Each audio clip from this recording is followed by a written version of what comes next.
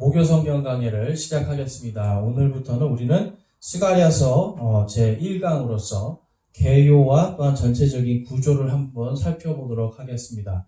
이 스가랴서를 우리가 볼 때 스가랴서를 왜 배워야 하는가라고 봤을 때 이 스가랴서는 우리 성도들이요, 우리가 잘 아는 신약 성경의 예수님의 초림 그리고 예수님의 재림에 대한 이 예언들이 있기 때문입니다. 그래서 이 스가랴서는요, 자, 이 스가랴서는 영어로는 제커라이아라고 합니다. 자, 그래서 이제 이 스가랴라고 하는 이름에 대해서 우리가 좀 오늘 살펴볼 거고, 또 이 스가랴 이 서의 전체적인 어떤 이러한 안에 있는 내용들 그리고 배경에 대해서 좀 살펴보겠는데요. 이 스가랴서는 특별히 우리가 이제 성경의 구약 성경의 맨 첫 번째가 창세기고, 그리고 맨 마지막이 말라기입니다. 그래서 맨 마지막 말라기 전에 있는 게 바로 스가랴죠. 여러분이 잘 아시는 것처럼 성경은 전체 몇 권이 되어 있죠? 성경은 66권이고요. 그 중에서 구약이 39권. 그 다음에 신약이 27권으로 되어 있습니다. 그래서 이 스가랴서는 창세기부터 해서 쭉 해서 38번째, 38번째 책입니다. 그러니까 이 38번째 책, 이 스가랴서를 통해서 우리는 이 예수 그리스도의 초림에 일어날 일들, 그리고 예수 그리스도의 재림에 있을 일들에 대해서 알 수 있고, 특별히 7년 대환란, 여러분들이 7년 환란이라고 아시죠?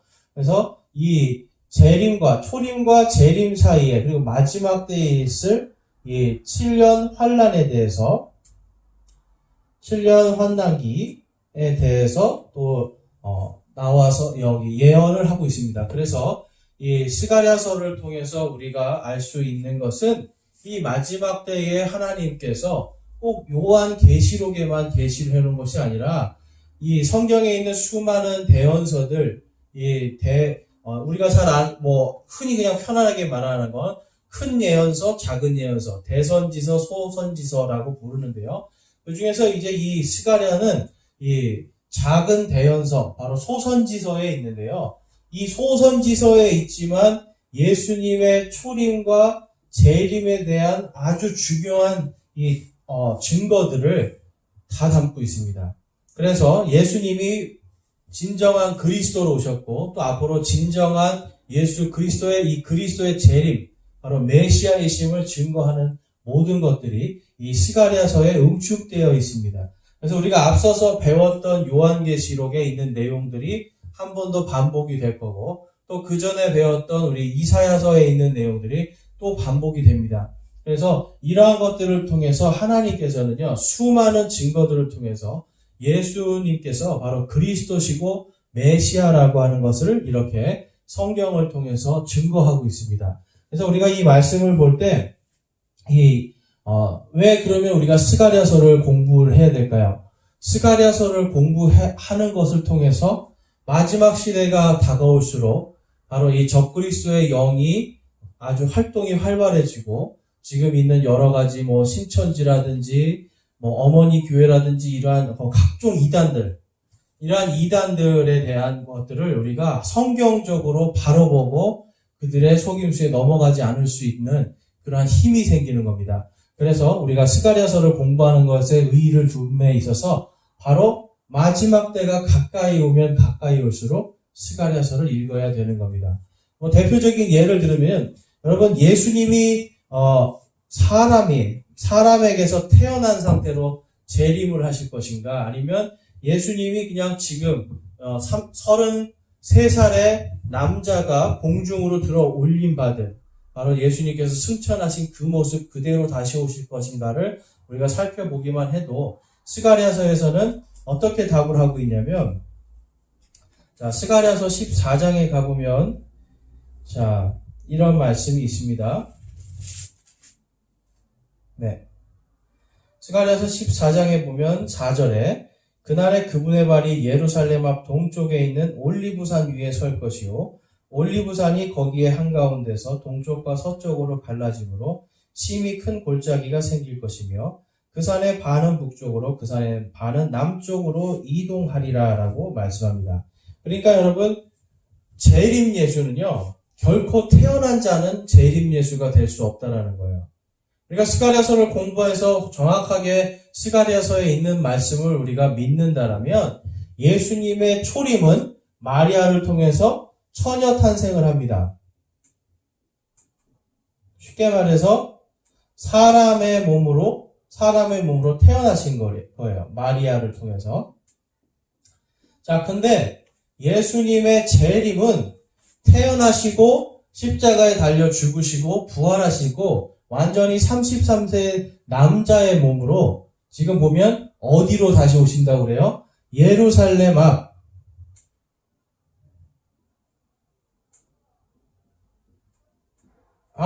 동쪽에 올리브산, 동쪽에 있는 올리브산. 우리가 잘 아는 여러분들이 이제 그동안 많이 들었던 감람산입니다. 그래서 예루살렘 앞 동쪽에 있는 올리브산으로 하늘에서 내려오신 분이에요. 그래서 이 사도행전에서 보면 천사들이 이 제자들이 예수님이 이렇게 승천하는 걸 보고 멍하게 있으니까 너희들이 본 그대로 다시 오시리라라고 선포를 하잖아요.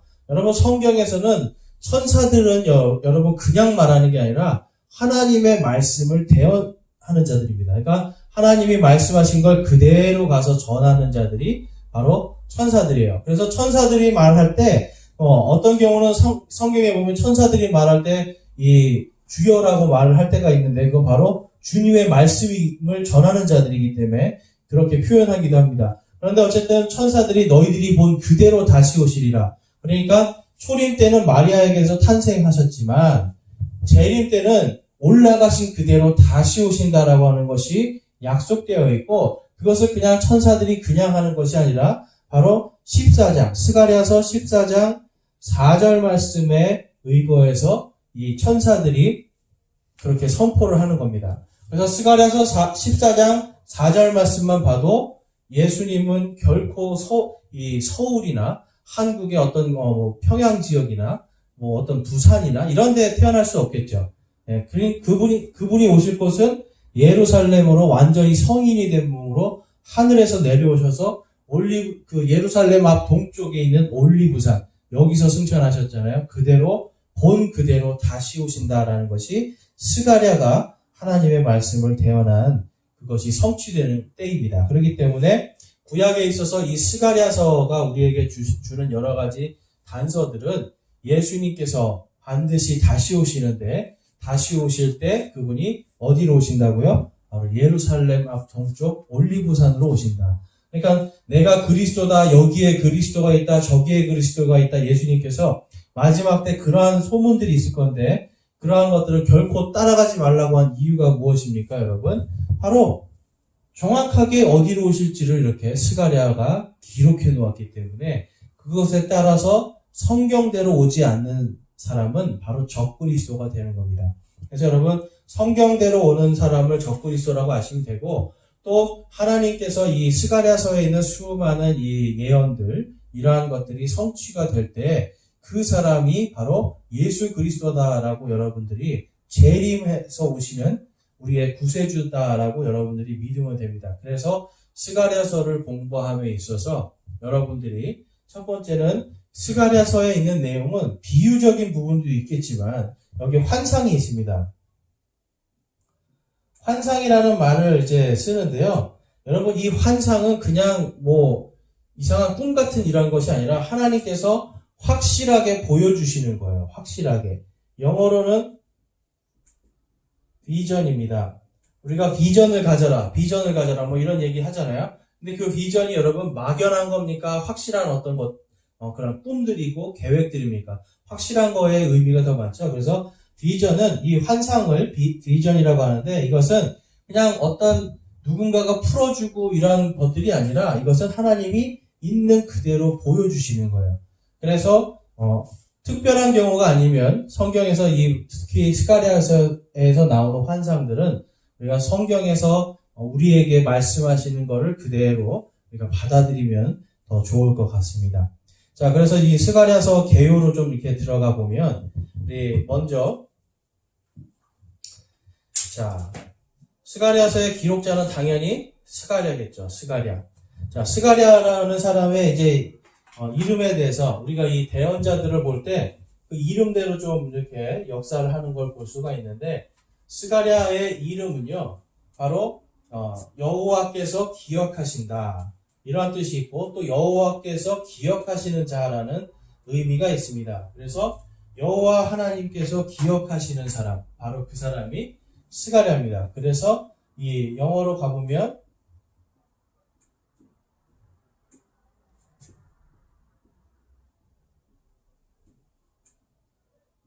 자, Jehovah remembers. Jehovah remembers. 그러니까 제호바가 바로 여호와입니다. 여호와께서 remember 바로 기억하신다, 이런 뜻을 갖고 있습니다. 그래서 이 스가랴라는 사람은요, 통해서 우리가 하나님께서 이 이스라엘 백성들을 기억하시고요, 하나님께서 자신이 구원하시기로 작정한 자들을 기억하신다라는 것을 우리가 알 수가 있습니다. 그러니까 여러분, 하나님께서 저와 여러분들을 언제나 기억하시는 거예요. 우리가 어디에 있든지, 우리가 어떤 상황에 있든지, 이 시편에 가보면 이 다윗 왕이요, 주께서 나를 기억하옵소서라고 많이 이렇게 간구하는 게 있어요. 여러분, 우리가 힘들고 어려운 일이 닥칠 때 주님 저를 기억하옵소서라고 기도하는 것도 굉장히 좋은 기도입니다. 그런데 한 가지는 뭐냐면, 주님께서는 우리를 반드시 기억하고 계시다라는 거예요. 그래서 주님께서 우리의 행위들, 우리가 예수님을 믿고 구원받았지만 우리의 행위가 주님으로부터 떨어졌을 때 주님은 그것을 또 기억하시고, 또 기억하셔서 떨어진 것을 다시 돌이키고 올 수 있도록 하는 것이 하나님의 섭리입니다. 그래서 구원받은 자들, 바로 이스라엘 백성들, 하나님께서 내가 너희의 하나님이 되겠다라고 약속해 주셨잖아요. 그래서 그들에게 다시 그들을 기억하시고 그들이 회개하고 돌이킬 수 있도록 해주시는 게 바로 하나님의 역사입니다. 그래서 하나님께서 기억하신다라는 건 다른 뜻보다는 바로 하나님께서 구원해 주신다. 하나님께서 구원해 주시고 대신 구속해 주시고 라는 이러한 뜻을 갖고 있습니다. 그래서 하나님께서 기억하신다라는 것은 바로 그분께서 구원해 주시고 구속해 주신다. 구속이라는 건 제가 무슨 뜻이라고 말씀드렸죠? 대신 값을 치러주는 게 구속입니다. 그래서 예수님이 우리를 대신해서 십자가에서 우리의 생명 대신 그분의 생명으로 값을 치러주신 게 바로 구속입니다. 그리고 우리의 죽을 몸이 죽지 않고 썩음을 보지 않고 다시 우리가 육체 안에서 주님을 보는 것이 바로 또한 구속입니다. 그래서 구원은 영과 혼의 영역이라고 보시면 더 좋아요. 영과 혼. 그 다음에 구속은 혼과 육체 두 가지를 구원해 주시는 부분이라고 볼 수가 있습니다. 왜냐하면 죄의 삭은 사망이잖아요. 사망의 값을 예수님이 대신 속죄를 해주셨기 때문에 우리가 부활하고 영생을 얻게 되는 겁니다. 아시는 것처럼 영과 혼은 죽지 않는 불멸의 존재들이지만 이 육체가 죽어요. 그렇기 때문에 이 스가랴서에서 우리가 볼 수 있는 것은 하나님께서 이스라엘 백성들을, 하나님을 떠났던 백성들을 다시 불러 모으셔서 민족을 만들어 주시고 하는 이러한 모든 것들이 그들이 뭘 잘해서가 아니라 하나님의 구속의 은혜, 대속의 사랑, 그래서 사랑과 은혜의 말씀이다라고 여러분들이 보시면 되겠습니다. 그래서 육체적인 이스라엘이 실질적으로 여러분 아시는 것처럼 지금 저 땅에, 지금 중동 지역에 약 1900년 동안 떠돌아다니던 민족들이 1648년에 그곳에 가서 다시 나라를 세우는 그 일, 그것이 바로 하나님의 구속이에요. 하나님께서 그들을 기억하시고 흩어져 있던 자들을 땅의 맨 끝에서부터 다 불러 모으시는 그 역사, 그것이 바로 하나님께서 기억하신다. 바로 스가랴의 이름과 같은 하나님의 사랑과 은혜입니다. 그렇기 때문에 이제 이 스가랴를 통해서 우리는 하나님은 우리를 기억하시는데 여러분, 하나님은 결코 우리를 잊지 않으심을 믿으십니까? 그래서 하나님께서 우리를 기억하시는 것이 바로 은혜입니다. 자, 그래서 기록 연대를 보면 아까 말씀드린 것처럼 주전 520년경입니다. 자, 주전 520년. BC는 before Christ. 그래서 주전이에요. 예수님 전에, 예수님이 태어나시기 전에 약 520년 전에 이것이 기록되었다라고 볼 수가 있습니다. 자, 그래서 여기 이제 보면, 자, 여러분 이 예수님의 초림에 대한 수많은 이 예언들이 있습니다. 이 예수님의 초림에 대한 예언들이 있는데, 그걸 이렇게 가만히 살펴보면 스가랴의 이 대언이요, 그냥 나온 것이 아니라는 것을 우리가 알 수가 있어요. 자, 먼저 한번 보시면, 자, 이사야서 44장이에요. 이사야서 44장 28절입니다. 28절. 여기에 보면 뭐라고 말씀하고 있냐면, 자, 이거는 지금 아직 스가랴가 태어나기도 훨씬 전이에요. 스가랴서를 쓰기 약 한, 이게 700년 전이니까, 요거는 BC 700년입니다. 그러니까, 그리고 스가랴는 520년. 그러니까 약 한 180년 정도의 차이가 있죠. 그때 이 이사야가 뭐라고 대언을 했냐면, 고레스에 대하여는 이르기를, 그는 내 목자라, 그가 나의 기뻐하는 것을 다 행하리라 하고, 예루살렘에게는 이르기를, 너는 세워지리라 하며, 성전에게는 이르기를, 내 기초가 놓이리라 하는 자니라. 자, 지금 고레스라고 하는 사람에 대해서 예언을 하고 있습니다. 이사야가. 지금 이게 주전 700년이에요. 그러니까 예수님이 태어나시기 약 700년 전에 지금 이사야가 고레스라는 사람을 통해서 앞으로 너희들이 다시 돌아오고 예루살렘 성의 기초가 세워지고 성전이 세워질 거다라는 것을 지금 예언을 해주고 있는 겁니다. 그 다음에 예레미야서 25장에 가보면, 자, 예레미야서 25장 11절 말씀으로 가보면 11절 12절인데요. 11에서 12절 가보면 요거는 약 이게 이제 590년 정도 됩니다. 그러니까 예수님이 태어나시기 590년, 그러니까 약 한 100년에서 120년 정도의 지금 시간차가 있는 겁니다. 그래서 예레미야 여기에 보면 뭐라고 말씀하고 있냐면, 그리하여 이 온 땅은 폐허가 되고 놀랄 일이 되며 이 민족들은 70년 동안 바빌론 왕을 섬기리라. 주가 말하노라. 70년이 끝나는 때에 내가 바빌론 왕과 그 민족과 갈대아 사람들의 땅을 사람들의 불법으로 말미암아 벌하여 영원한 폐허가 되게 하리라. 자, 지금 예레미야는 이 이스라엘 백성들이요, 바빌론에게 포로가 되어서 70년 동안 종살이 할 거를 지금 예언하고 있는 겁니다. 그래서 바빌론 포로기라고 우리는 흔히 말합니다.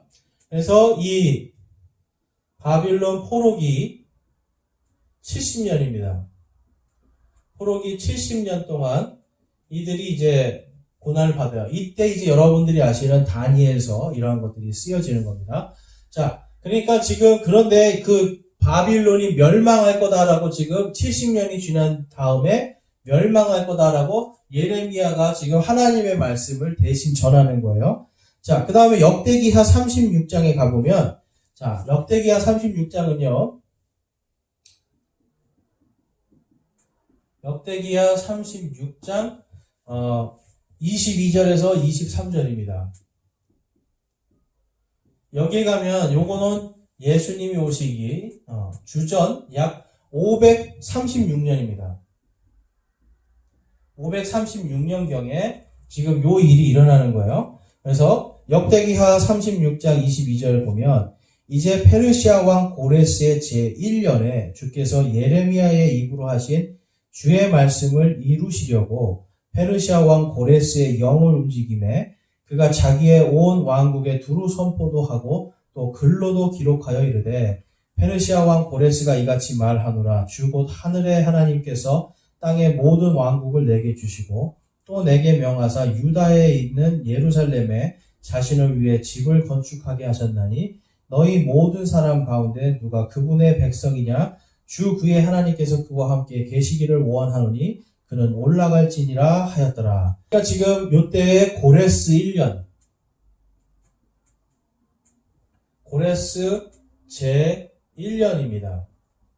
이때가 언제냐면 바빌론이 멸망하고 메데 페르시아 제국이 세워지는데요. 그래서 페르시아 왕으로 등극한 고레스라는 사람이 이제 이스라엘 백성들에게 너희들이 다시 돌아가라 이 명령을 내리는 거예요. 근데 여기에 보면 하나님의 영께서 그의 하나님의 말씀이 또한 이 고레스의 영을 움직였다라고 성경이 기록하고 있습니다. 그러니까 여러분 지금 약 고레스가 태어나기 몇 년 전입니까? 약 한 170년에서 180년 전에 고레스에 대해서 지금 이사야가 대언을 하죠. 하나님의 말씀을. 하나님께서 이 고레스를 통해서 다시 돌아오게 하실 것이다. 다시 세우실 것이다. 예언하시고 그것을 예레미야는 바빌론 포로기 70년이 끝난 다음에 너희들이 다시 돌아오게 될 것이다 라고 또 하나님의 말씀을 대언을 하고 역대하에 갔더니 역대하는 역사서입니다 여러분. 역대하에 갔더니 드디어 고레스라는 사람이 나와서 자신의 통치 1년 딱 황제가 되자마자 바로 페르시아의 황제가 되자마자 이 이스라엘 백성들 유대인들이죠. 유대인들 다시 너희 땅으로 돌아가서 예루살렘 성을 건축하고 예루살렘 성전을 건축하라라고 칙령을 내리는 겁니다. 그래서 여러분 이 고레스의 칙령 때문에 BC 606년에 바빌론의 포로로 가세요. 포로로 가서 그 다음에 BC 지금 536년에 다시 돌아오는 정확하게 70년이죠. 하나님의 말씀대로 예언하신 말씀 그대로 70년 후에 이들이 돌아와서 예루살렘 성전을 쌓고 성전을 짓고 또한 예루살렘 성벽을 세우는 그 작업을 하는 때, 요때가 바로 이제 스가랴서가 쓰여지고 있었던 때입니다. 그래서 이 스가랴서는 특별히 또 이게 수신자에 대해서 우리가 좀 알아볼 게 뭐냐면 이렇게 해서 갔는데요. 당시에 이 사마리아 땅을 지키고 있는 왕들이 이 예루살렘 성벽과 이 예루살렘 성전이 세워지는 거에 대해서 이들이 거기에 자기들이 제외되는 것들 그리고 자기들의 어떤 그 기득권을 놓치는 것들 이러한 것들 때문에 방해를 하게 됩니다. 그래서 약 한 16년간 이 성전과 성벽을 짓지를 못하는 일이 생겨요. 그래서 백성들이 여러분 큰 실망을 하게 됩니다. 그래서 그 실망하고 있는 백성들에게 지금 이 스가랴가 하나님의 말씀을 대언하고 있는 겁니다.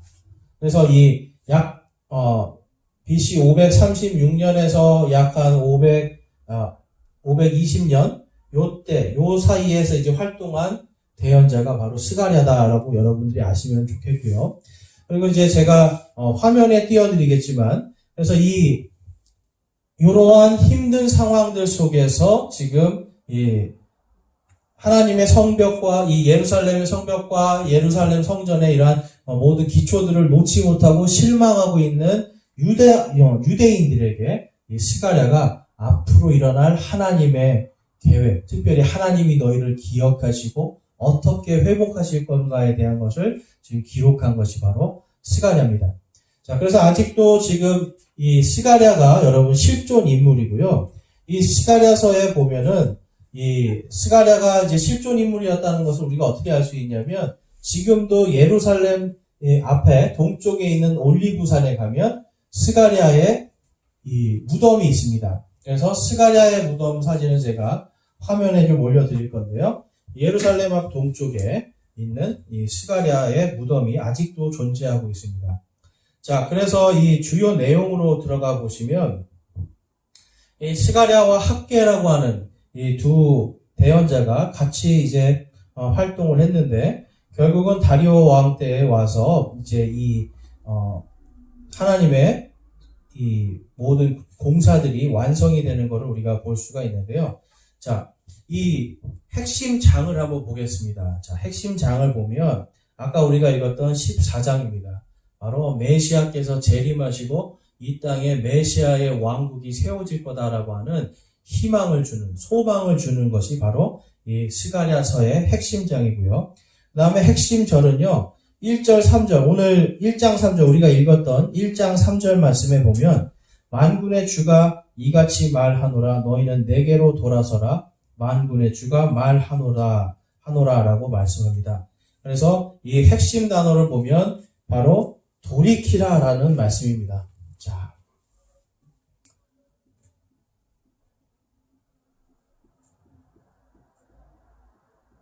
하나님께서 이 돌이키라 이것이 바로 우리가 잘 알고 있는 회개입니다. 회개. 돌이키라, return, 다시 돌아간다는 거죠. 회개도 마찬가지로 여러분 다시 돌아간다는 거예요. 다시 하나님께로 돌아가고 하나님 앞에 나의 죄를 고백하고 돌이키는 것. 죄에서 돌이켜서 하나님께로 가는 것. 이것이 지금 이 스가랴서의 전체적인 안에 있는 내용입니다. 그러니까 여러분 회개에 대한 내용들을 우리가 또 살펴볼 수가 있겠죠. 그 다음에 핵심 절을 이제 우리가 보면, 자, 여기서 보면 이제 계속해서 만군의 주가 이같이 말하노라 내게로 돌아서라 지금 예수님 메시아께서 이러한 말들을 하는 것들이 이제 기록이 되어 있어요. 그런데 이제 지금 스가랴는 만군의 주 바로 이 여호와 하나님께서 너희들이 죄에서 지금 돌이키라라는 것이 주 핵심적으로 계속해서 말씀하고 있는 걸 볼 수가 있고, 이 스가랴서에 보면 바로 예수 그리스도께서 이 앞으로 어떤 분으로 오실지에 대한 여러 가지 말씀들이 있는데요. 우리 한번 3장을 한번 가보겠습니다. 스가랴서 3장. 스가랴서 3장을 제가 가볼게요. 자, 스가랴서 3장 8절에 가보면 이러한 말씀이 있습니다. 스가랴서 3장 8절에 오 대제사장 여호수아야 너와 내 앞에 앉아있는 내 동료들은 이제 들으라. 그들은 놀랍게 여기는 자들이니라. 보라 내가 내 종 곧 가지를 내리라. 자, 이 가지에 대해서 우리가 좀 살펴볼 건데요. 자, 이 가지라고 하는 것이요. 지금 이제 영어로 가보면 이게 무슨 야채 가지가 아니라 바로 이 브랜치, 그러니까 이렇게 줄기에서 뻗어져 나간 가지를 이야기하는 겁니다. 그래서 이제 이것이 이제 나중에 보면 이게 마태복음에 가면 이것이 성취되었다라고 말씀하고 있는데 어떻게 성취가 되냐면 그리스어로도 이 가지가 나사렛이라는 말로 나오고요. 그 다음에 히브리어로 가면 이 나사르라는 단어를 씁니다. 그래서 나사렛, 곧 예수님께서 여러분 나사렛 예수님이라고 불리시잖아요. 그래서 나사렛 예수라고 불리실 것이 지금 이미 이 스가랴를 통해서 예언이 되어 있는 것이 지금 우리가 오늘 지금 읽은 스가랴서 3장 8절의 말씀이고요. 그 다음에 3장 8절에 지금 이제 여기에 보면 오 대제사장 여호수아야 그러는데요. 이 대제사장 여호수아가 여러분 제가 전에도 한번 여호수아기 할 때 말씀을 드렸는데 여호수아의 원래 이름은 호세아였습니다. 호세아인데 모세가 여호수아로 부르고요. 이 여호수아는요, 또 뭐라고 이제 후대의 이름이 되냐면, 예슈아라고도 불립니다. 그래서 호세아, 여호수아, 예슈아는 전부 다 같은 이름이에요. 이해가 되시죠? 히브리서에 가면 대제사장으로 지금 우리와 하나님 사이에서 중보하시는 분이 누구시라고 말씀하냐면 바로 예수님, 예슈아라고 증거를 하고 있습니다. 그러니까 여기서 오 대제사장 여호수아야라고 이제 말씀하실 때 하나님께서는 앞으로 부활하시고 모든 성도들과 하나님 사이에서 대제사장으로 역사하실 바로 예수와 예수님에 대한 것을 염두하시고 지금 이 말씀을 하시는 것을 우리가 볼 수가 있습니다. 그래서 예수님께서는 대제사장으로 그리고 왕으로서 이 땅을 통치하시는 분이다라는 걸 우리가 알 수가 있습니다. 그래서 여기에서 지금 3장 8절에 그분이 내 종 곧 가지를 내리라 라고 하실 때 이 가지가 바로 나사렛이라는 말씀과 합치가 되면서 마태복음에 가보면 이런 말씀이 있습니다. 마태복음 2장입니다.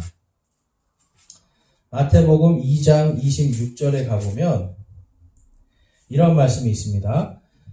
나사렛이라 하는 도시로 가서 거하니 이것은 대언자들을 통해 말씀하신 바 그가 나사렛 사람이라 불리리라 함을 성취하려 함이더라. 예수님께서 예수님을 죽이려고 했던 이 헤롯의 그 계획을 알고 천사가 알려줘서 이 도망을 가죠. 이집트로 이 요셉과 마리아가 도망갔다가 다시 돌아오는데 자기들 원래 고향은 베들레헴이었어요. 그런데 베들레헴으로 가면 또 아기를 죽이려고 할 것 같으니까 이들이 나사렛으로 갑니다. 그런데 이제 그 나사렛으로 가서 거기서 자랐기 때문에 나사렛 사람 예수와라고 불리게 되는데 이것이 바로 오늘 이 스가랴서 3장 8절에서 예언한 이 사람이 내 종 가지를 내리라 하는 바로 그것이 성취되었다라고 마태복음에서 증거하고 있는 겁니다.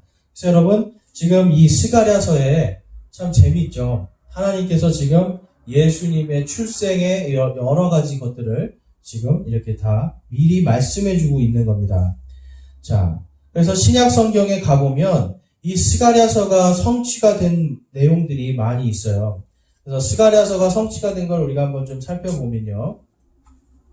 자, 한번 살펴보겠습니다. 자, 먼저 이 스가랴서에 가보면 스가랴서 9장을 한번 가보면 자, 어떤 말씀이 있냐면 이 나귀에 대한 이 메시아가 무엇을 타고 예루살렘에 들어가실 건가?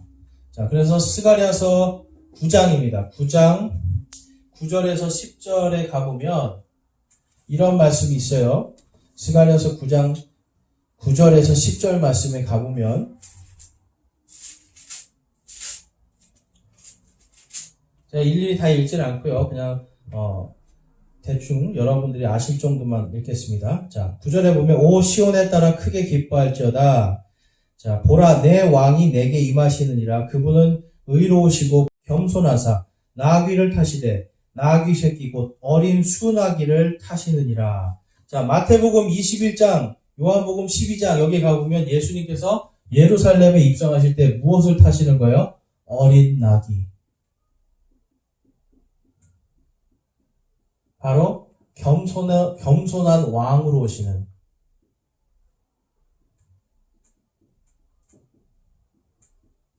예수님에 대해서 지금 증거하고 있는 겁니다. 그러니까 여러분, 예수님이 그냥 나귀를 타고 괜히 가신 게 아니라 바로 스가랴가 대언한 것 그대로 어린 나귀를 타고 예루살렘에 들어가시고 사람들이 호산나 호산나 다윗의 자손이여 라고 외치면서 그분을 맞이하는 걸 볼 수가 있습니다. 그래서 마태복음 21장에 가서 여러분들이 확인해 보시고요. 그 다음에 스가랴서 11장에 가보시면 11장 12절에서 13절에 가보시면 이제 여기에 어떤 말씀이 나오냐면 예수님이 어떻게 배반당할지에 대한 말씀이 나와 있습니다. 자, 스가랴서 11장 12절에 보겠습니다. 내가 그들에게 이르되 너희가 좋게 여기거든 내 값을 주고 그렇지 아니하거든 그만두라 하매 이에 그들이 은 30개를 달아 내 값으로 삼으니라. 13절에 내가 은 30개를 취해 주의 집에서 토기 장이에게 던지고 오라고 말씀하고 있어요. 그래서 이 마태복음 26장에 가면 유다가 예수님을 은 30에 사죠. 은 30개. 자, 은 30에 예수님을 팔고 그 다음에 그가 다시 자기가 실수했다고 이 대제사장들에게 내가 이것을 물르고 싶다고 했을 때 그 돈을 던집니다. 그리고 이 유다가 목매달아 자살하고 이 대제사장들이 그 돈을 취해서 성전에 넣는 것이 합당하지 않으니까. 왜냐하면 피가 묻은 돈이다. 그래서 바로 토기장이의 밭을 사는 내용이 마태복음 26장에 나옵니다. 그래서 스가랴서에 있는 말씀 그대로 지금 유다가 예수님을 은 30에 팔고 그 다음에 그가 목매달아 죽자 이 은 30으로 토기장이의 밭을 사는 이 예언이 그대로 이루어진 것을 우리가 마태복음을 통해서 알 수가 있습니다. 자, 그 다음에 스가랴서 12장 3절에 가보면 이런 말씀이 있습니다. 그날에 내가 예루살렘으로 하여금 모든 백성들에게 무거운 돌이 되게 하리니 비록 땅의 모든 백성들이 그것을 치려고 함께 모일지라도 그 돌로 짐을 지는 모든 자는 산산조각 끊어지리라 라고 말씀해요. 그러니까 지금 스가랴서 12장 3절 말씀은요. 이게 이제 요걸 한번 찾아보겠습니다. 마태복음 21장으로 한번 가볼게요. 마태복음 21장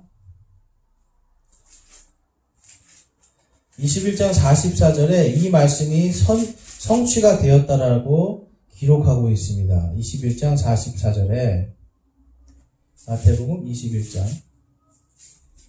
44절을 보겠습니다. 그러므로 내가 너희에게 이르노니 아버지께서 너희로부터 하나님의 왕국을 빼앗아 왕국의 열매를 맺는 민족에게 주시리라. 이게 이제 마지막 때에 있을 일을 말씀하는 거예요.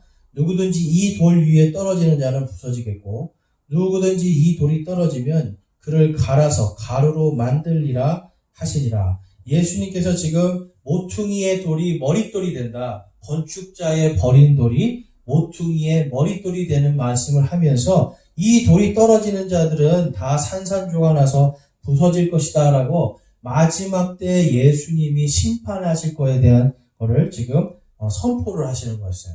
그러니까 이 말씀은 아직 이루어지진 않았지만 모퉁이의 이 건축자들이 누구예요? 성경에서 지금 이 예수님이 말하는 건축자들 바로 이 유대인의 종교 지도자들입니다. 유대교 그리고 이 이스라엘을 세우는 자들인데 이들이 예수님을 버리잖아요.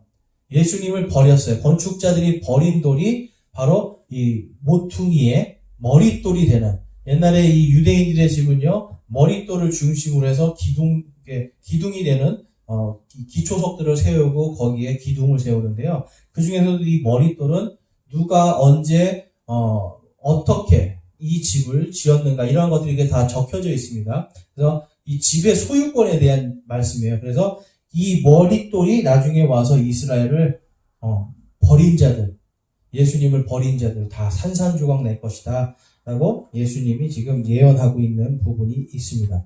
그래서 이제 재림 때의 이야기를 하고 계시는 거예요. 그리고 자, 그 다음에 보면 12장 10절의 말씀에 가보면 이런 말씀이 있습니다. 자, 스가랴서 12장입니다. 자, 여러분 예수님이 십자가에 대한 부분이 정확하게 지금 기록이 되어 있는 부분이에요. 12장 10절에 내가 다윗의 집과 예루살렘 거주민들 위에 은혜의 영과 강구하는 영을 부어주리니 그들이 나 곧 자기들이 찌른 나를 바라보고 사람이 자기 외아들을 위하여 애곡하듯 그를 위하여 애곡하며 사람이 자기의 처음 난 자를 위하여 쓰라리게 슬퍼하듯 그를 위하여 쓰라리게 슬퍼하리로다 라고 말씀해요. 그러니까 누구를 본다고요? 그들이 찌른 나를 볼 것이다. 그러니까 이스라엘 백성들이 예수님을 버렸잖아요. 메시아임에도 불구하고 예수님을 거절하고 예수님을 십자가에 못 박았잖아요. 그리고 옆구리로 창으로 옆구리를 또 찔림을 받았잖아요. 그래서 너희들이 버려서 십자가에 못 박히게 하고 찌른 나를 보게 될 것이다 라고 예수님이 태어나시기 전에 지금 이 스가랴가 바로 마지막 때의 일을 재림에 대한 것을 예언하고 있습니다. 그래서 스가랴서는요 예수님의 초림에 대한 예언도 있지만 지금 더 많은 건 사실 예수님의 재림이에요. 자, 재림에 대한 이야기를 지금 계속해서 스가랴는 하나님의 말씀을 받아서 대언하고 있습니다. 그래서 예수님에 대한 그런 예수님이 찔리실 거다라고 하는 것이 지금 성경에 기록되어 있고요. 그 다음에 13장 7절로 가보면 이런 말씀이 있습니다. 만군의 주가 말하노라. 오 칼아 깨어서 내 목자 곧 내 동료인 그 남자를 치라. 목자를 치라. 그리하면 양들이 흩어지리니 내가 내 손을 돌이켜 작은 자들 위에 두리라.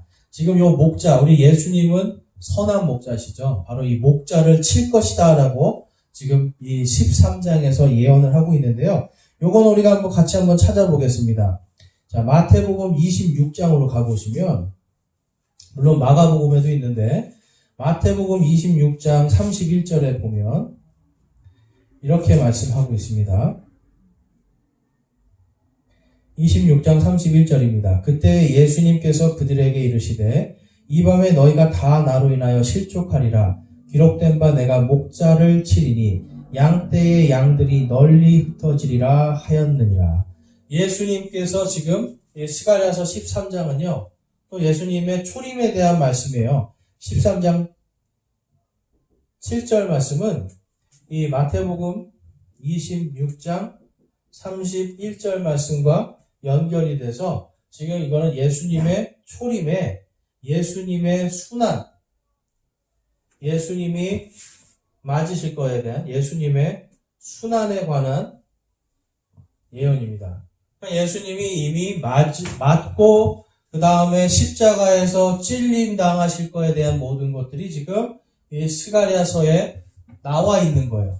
그러니까 어린 나귀를 타고 오시고요, 배반 당하시고 또 십자가에 찔리고 이러한 모든 것들. 자, 여러분 그래서 이 스가랴서를 읽을 때 성취된 예언들이 굉장히 많잖아요. 이것이 증거가 되는 것이 무엇이냐면 바로 다시 오실 예수님이 성경 말씀 그대로 오신다라는 걸 우리가 볼 수 있는 겁니다. 그래서 여러분 스가랴서를 우리가 읽어야 되는 이유 무엇이죠? 다시 오실 예수님에 대해서 우리가 좀 더 정확하게 알고 우리가 막연한 것이 아니라 하나님의 말씀에 입각한 소망을 가질 수 있기 때문에 스가랴서를 공부하는 것이 우리에게는 굉장히 큰 유익이 될 수 있습니다. 자, 그 다음에 보면 우리가 이제 스가랴서의 구조에 대해서 좀 살펴보겠는데요. 스가랴서는 구조가 좀 복잡합니다. 그래서 제가 이제 이사야서랑 요한계시록 같은 경우는 교차 대구법이라고 하는 걸로 해서 여러분 간단하게 구조를 복잡하지만 그렇지만 알 수 있는 구조를 우리가 제가 말씀드렸는데 이 스가랴서는 조금 더 복잡한 내용을 갖고 있어요. 그래서 이제 구조를 이제 살펴보면 자 먼저 여러분 제일 중요한 게 무엇이냐면 이 스가랴서의 구조 속에서 첫 번째는 뭐냐면 성전 건축입니다. 자 성전을 건축하라는 명령이 나왔잖아요. 고레스 대왕으로부터. 그리고 이제 다리오 대왕 때, 고레스 대왕 이후에 다리오 대왕 때 요 성전 건축에 대한 것이 다시 명령이 떨어집니다. 그래서 이 다리오 대왕 때 있을 일인데요. 그래서 요거는 1장부터 8장까지가 성전 건축에 대한 말씀이고 그 안에 오늘 우리가 아까 말씀드린 것처럼 회개, 돌이켜라. 하나님께로 죄를 회개하고 돌이키라라는 말씀이 1장 1절에서 6절까지 말씀이고요. 그 다음에 이 8개의 환상이 나옵니다.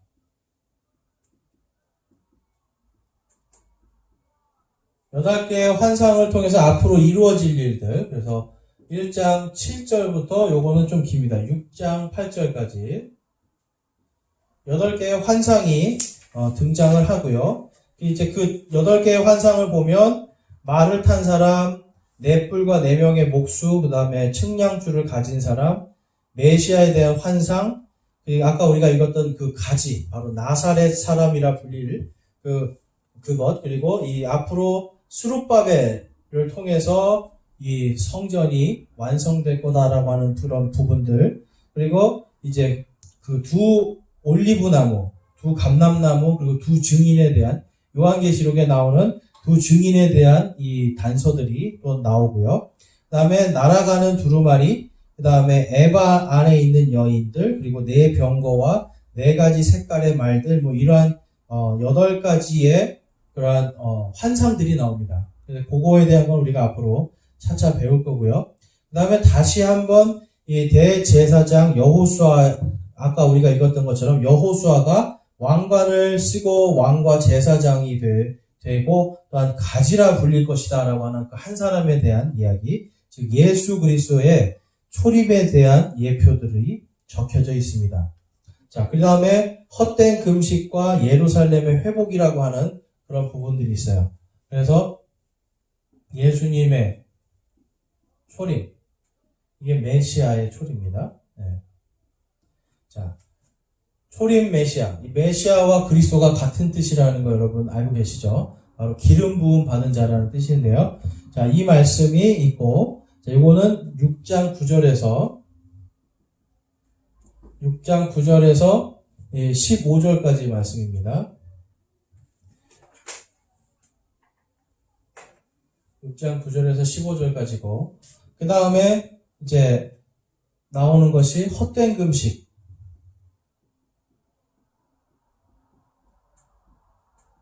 금식과 그 다음에 예루살렘의 회복. 네. 그래서 하나님께서 기억하시고 하나님께서 다 회복하실 것이기 때문에 금식하는 것이 헛되다라고 하는 부분을 이제 하나님이 말씀해 주는 것이 이제 7장에서 8장까지의 말씀입니다. 그래서 7장부터 8장까지 요거는 이제 이스라엘의 완전한 회복, 그러니까 예루살렘의 회복에 대한 말씀이고, 그 다음에 이제 9장부터 14장까지가, 자, 그래서 9장부터 14장까지 나오는 말씀이 뭐냐면, 메시아의 심판,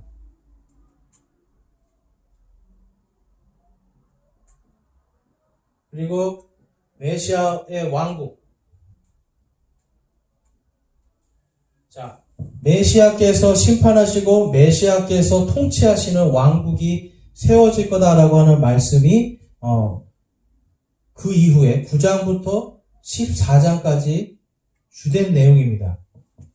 자, 그래서 여러분 메시아께서 이 땅에 오셨을 때, 다시 오셨을 때 받을 이스라엘 백성들의 구원, 그리고 아까 말씀드린 구속, 이러한 부분들, 그리고 예수님의 초림과 재림에 대한 예언들, 그리고 마지막 때 여러분들이 이제 성경, 우리가 요한계시록에서 봤던 이런 아마겟돈의 말씀들, 그리고 적그리스도에 대한 말씀들, 이런 대환란 속에서 하나님께서 이들을 어떻게 구원하실지에 대한 여러 가지 약속들이 다 지금 하나님께서 말씀하시고 기억하고 계시다라는 것이 적혀 있어요. 그래서 내가 너희를 지키리라, 내가 너희를 다시 세우리라, 너희들이 다시 부르리라고 하신 그 하나님의 약속을 지금 메시아의 심판과 메시아의 왕국을 통해서 하나님께서 성취하시고,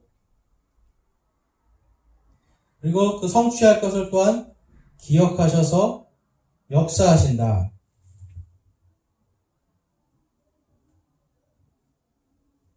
라는 말씀이 이 후반부에 가면 이렇게 말씀이 기록되어 있습니다. 그래서 이 이사야서도 보면 이 40장부터는 신약 시대에 앞으로 오실 메시아에 대한 소망을 담아서 쓰고 있기 때문에 전반부하고 좀 다른 어떤 문체와 다른 어떤 말씀의 이런 기법들이 쓰여지는 것과 마찬가지로 스가랴에서도 이 전반부와 후반부로 나눠질 수 있는데, 후반부에 가서는 더 집중적으로 메시아에 대해서 묘사하고 메시아의 왕국 어떻게 오실지, 그리고 그분이 와서 어떻게 심판하실지, 이러한 것들이 적혀 있기 때문에 조금 내용이 여기에서는 또 다른 어떤 모습들을 볼 수가 있어요. 그래서 이 스가랴서를 보면 이렇게 굉장히 재미있는 모습들, 그리고 예수님의 초림과 재림에 대한 그런 역사를 우리가 알 수가 있습니다. 그래서 하나님께서는요, 여러분, 우리가 반드시 기억해야 될 거는, 하나님께서는 본인이 말씀하시고 기록하신 이 말씀들을 다 기억하신다라는 거예요. 이 말씀을 기억하신다라는 것은 곧 하나님께서 이 말씀을 성취하시겠다, 내가 그것을 성취하기 위해서 오늘도 역사하신다라고 하는 그 하나님의 신실하심을 우리가 볼 수가 있습니다. 여러분, 하나님은 신실하십니다. 그래서 성경을 볼 때 우리가 무서운 내용도 있고 또 우리에게 복이 되는 내용들도 있는데 이 모든 것들을 우리가 다 종합해 볼 때 하나님께서 신실하게 모든 것들을 이루기 때문에 그래서 우리가 하나님을 두려워할 줄 알아야 되는 거예요. 하나님을 두려워하는 것이 바로 주를 두려워하는 것이 지식과 지혜의 시작이라고 잠언에서 말씀하고 있잖아요. 그 이유가 바로 하나님께서 본인이 선포하시고 기록해 놓으신 이 모든 것들을 기억하신다는 겁니다. 저와 여러분 하나님의 말씀을 기억하지 못하기 때문에 죄를 짓고 하나님께로부터 멀어져 있는 상태가 될 수도 있어요. 그렇게 되기가 너무나 쉽습니다. 그래서 하나님께서는 기억하라라고 말씀하시는 거예요. 그래서 우리가 하나님의 말씀을, 주의 말씀을 기억하고 돌이키고 그것을 이제 제가 회개라고 말씀드렸죠. 회개할 때에 하나님께서는요, 심판 속에서 여러분 메시아의 심판은요, 두 가지의 심판이 있습니다. 메시아의 심판은 영벌이 있고요. 하나는 영생이 있어요. 영생의 심판과 영벌의 심판입니다. 그래서 메시아의 심판은요, 우리 믿는 자들에게는 영생의 심판, 믿지 않는 자들에게는 영벌의 심판인데요. 우리가 나중에 이제 그리스도의 심판석에 대해서도 좀 공부를 잠깐 하겠지만, 메시아의 심판에 있어서 우리 믿는 자들이요, 영생은 받지만 또한 하나님께서 그 행위대로 갚아주겠다. 행위대로 또한 하나님께서 보상해 주시겠다라고 말씀하는 부분이 있기 때문에 우리가 그래서 주님 안에서 늘 회개하고 주님의 말씀을 기억하고 그 말씀대로 살고자 노력해야 되는 부분이 있습니다. 그래서 오늘 우리가 이제 스가랴서 첫 시간을 함께 보았는데요. 스가랴서의 이 첫 시간 속에서 우리가 알 수 있는 것은 여러분 딱 한 가지입니다. 하나님께서는 기억하시고 그것을 반드시 이루신다. 예수님의 초림을 이루신 그 기록과 역사가 있잖아요. 그렇다면 여러분 초림의 역사를 아까도 우리가 본 것처럼 수백 년의 시간 동안에 하나님께서 역사하셨잖아요. 그리고 이제 예수님이 돌아가신 지 2000년이 됐는데 2000년의 이 시간 동안에 아직도 스가랴가 예언한 예수님의 재림의 예언들이 남아 있습니다. 그러면 초림에 대한 예언이 말씀 그대로 이루어진 것처럼 마찬가지로 재림의 예언도 말씀 그대로 이루어질 것을 우리가 믿고 하나님의 말씀을 두려워하면서 우리의 삶을, 믿음의 삶을 우리도 과연 이스라엘 백성처럼 하나님께로부터 떨어져서 하나님과 멀어지고 하나님을 온전히 믿지 않고 두려워하지 않기 때문에 받는 그런 수많은 역경들과 벌들이 있는데 이러한 심판들을 우리가 그냥 볼 것이 아니라 저 심판이 나에게도 임할 수 있다라고 하는 두렵고 떨리는 마음을 가지고 하나님을 섬겨야 될 줄로 믿습니다. 그래서 우리가 이 스가랴서를 통해서 여러분 하나님께서는 모든 것을 기억하십니다. 그 기억하시는 하나님, 그 하나님께서 우리를 또한 여러분 눈동자와 같이 지켜주십니다. 왜냐하면 우리를 기억하시기 때문에. 그래서 하나님을 우리가 두려워하면서 또한 하나님께 감사할 수 있는 것은 그분께서 우리를 기억하시기 때문에 이 모든 것들을 할 수 있습니다. 우리가 어떤 상황에서도 주님께서 우리를 기억하신다. 바로 이 스가랴의 이름처럼 주님께서 기억하는 자들이고 또한 주님께서 우리를 기억하신다는 것을 믿고요. 이 땅에서 우리의 소망을 다시 오실 예수님, 바로 재림하실 그 예수님을 소망하고 이 땅의 것들에 우리의 마음을 두지 않고 우리의 마음을 온전히 어디에? 하나님께 고정시키고 주께서는 생각을 주께로 고정시키는 자들에게 완전한 평강을 주신다라고 약속하고 있잖아요. 우리가 언제나 살아도 주를 위해서, 죽어도 주를 위해서, 그리고 또한 우리의 삶 속에서 모든 것들의 주인이 바로 예수 그리스도이심을 고백하는 그러한 저와 여러분의 삶이 되기를 원합니다. 그래서 앞으로 이 스가랴서를 이제 저희가 한 장씩 그리고 때로는 한 장을 여러 번으로 나누어서 공부를 할 건데 그러한 가운데서 여러분들 안에 하나님이 이스라엘 백성에게 내가 너희를 기억한다라고 하는 그 소망을 주신 것처럼 저와 여러분 안에도 하나님께서 우리를 기억하시는 그 소망과 기쁨이 넘치기를 주님의 이름으로 축원합니다.